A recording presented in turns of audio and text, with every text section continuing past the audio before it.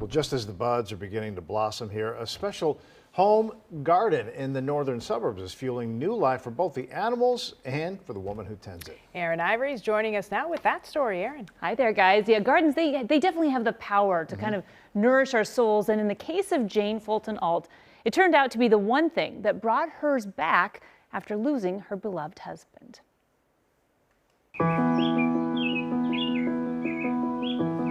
5 years ago, Howard Ault decided to build a garden.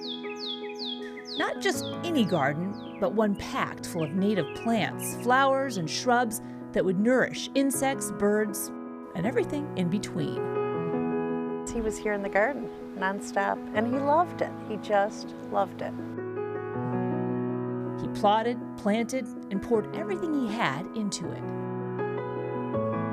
He was so happy to show me around, and I was just overwhelmed with the diversity of plants. He's put in a lot of species.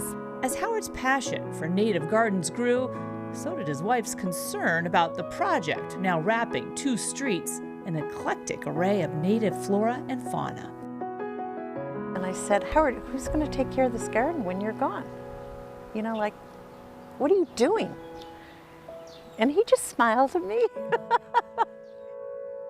Then just as the weather began to cool that next fall, Howard's end came without warning. Oh my gosh, I don't think I've cheered up for a few years. But, you know, he died so suddenly. And the garden that brought her late husband so much joy now sat quietly unattended. I just didn't know. I was not a gardener. I didn't know the first thing about gardening.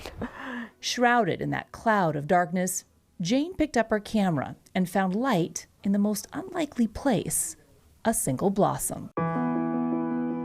He knew. He somehow knew that how much it was going to nourish me, and it nourishes so many people that walk by. Working alongside Howard's mentor from Lurie Gardens, and there's a geranium, Jane began to dig in. It just fills me up, and I feel this connection with Howard that I don't think I would have otherwise. She began to label the native plants, restock the brochures Howard had carefully placed on the outside fence line, and sure enough, something within Jane began to grow. I see how the light falls on plants, and I take out my camera. It's like the gift that keeps on giving. It's unbelievable. I'm always thanking him because there are always these surprises of things that I didn't realize.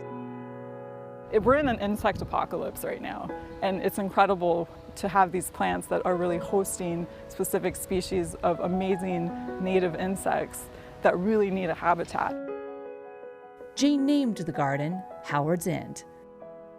And with that began a new chapter, piecing together her photos of the life her late husband planted, along with her own story of finding beauty in the face of grief.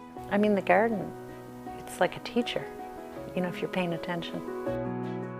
She is putting the finishing touches on a book dedicated to Howard titled Still Life, a photographer's journey through grief and gardening.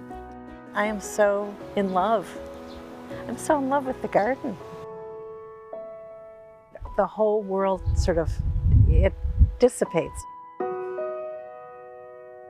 A story kept alive through the deep roots of a garden. And it was really something to witness firsthand the joy and meaning that Jane was able to find by picking up where her late husband left off. And that book is yet to be published, but when it is, we'll let you know, because I think it's just going to be a really beautiful testimony to their love story. She picked up the mantle and then made it her own, and it's there for the whole community. It's just so touching to see that. Yeah, it really is. It's really a beautiful story. Simple, but beautiful. Yeah. Okay. Erin, thank you.